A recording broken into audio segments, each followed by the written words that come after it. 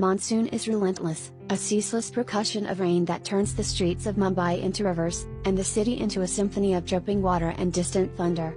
Asha stands at the window of her cramped apartment, watching as the rain blurs the world outside into a swirling grey palette.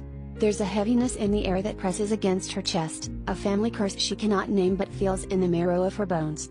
Her grandmother used to tell tales of the Hurl, the ghost of a bride who died in sorrow, her feet turned backward as she prowls the night, searching for company in death. Asha knows the stories are old wives' tales meant to scare children, yet she cannot shake the feeling that something watches her from the shadows, a presence as familiar as her own reflection. It was on a night like this, with the monsoon rains pounding against her window like pleading fingers, that Asha first saw her. The ghostly bride stood on the street below, her sari billowing around her like a shroud, eyes as dark as the storm clouds above.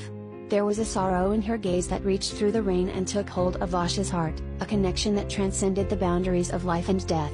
As Asha moved closer to the window, the bride lifted a hand, beckoning her with a gesture that promised both understanding and despair. Asha's heart raced with a strange mix of fear and longing, as if she had been waiting her entire life for this moment, for this spectral figure to step into her world. Despite the warnings whispered in her mind, Asha found herself drawn to the apparition night after night. She wandered the rain-soaked streets, her footsteps echoing with the ghost bride's silent call.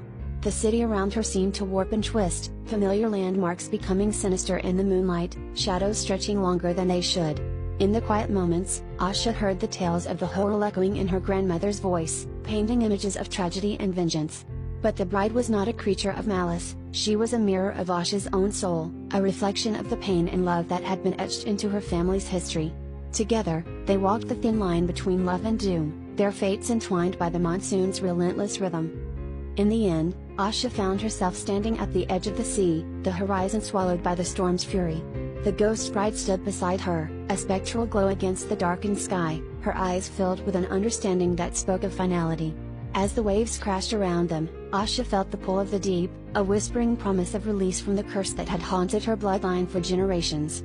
The bride's hand slipped into hers, cold as the rain that fell around them, and Asha knew that this was the end of her journey.